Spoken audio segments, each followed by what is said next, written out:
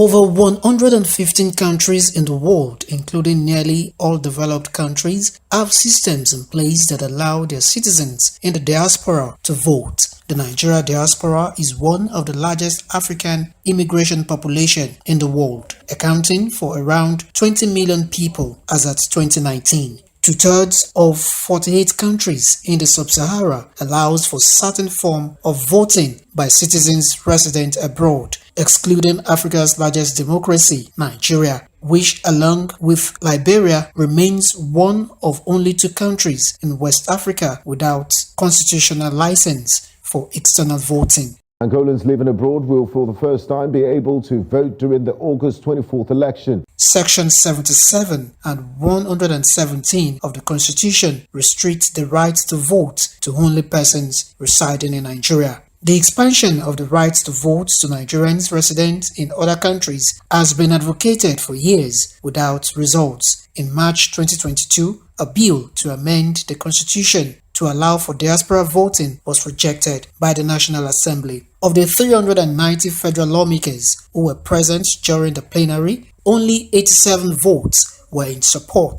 269 majority countered the bill. Some Nigerians in diaspora had recently dragged President Muhammadu Buhari and the Independent National Electoral Commission (INEC) before a federal high court sitting in Abuja, asking for inclusion in the 2023 general elections. We are doing election in February 23 for God's sake.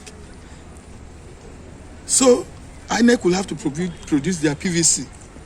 Do they know how long it takes to produce a PVC?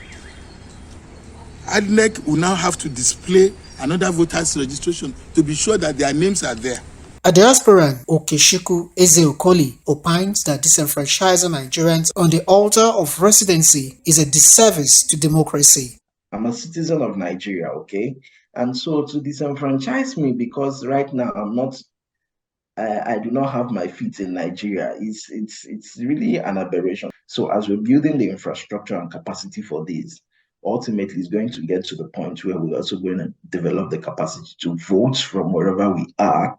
And so that would actually begin to look into questions of diaspora voting. I think it's something that will come to be. The denial of rights of Nigerians abroad is in sharp contrast to democratic norms across the world, where governments are placing premium on protecting the right to vote, no matter the distance or geographic positioning of their citizens on the globe. The greatest of their fear is this. Poverty has been weaponized. Imagine somebody who is okay, who lives in an environment that is fantastic, who gets paycheck every month from government of that place. By the time you open that kind of voting, who are they going to vote for? Do you think they will vote for bad government? They will not. And that will break the bulk of the conventional backward politicians we have in this country.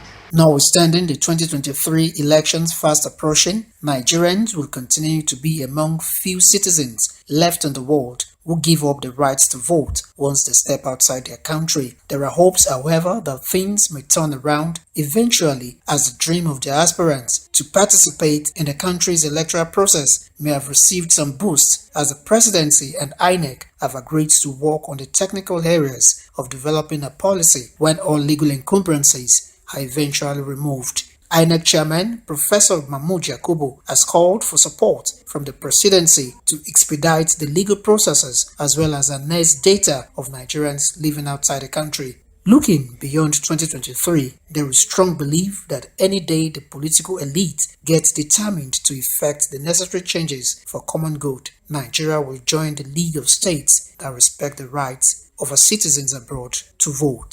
Tolulope Oyebode, Osrc News.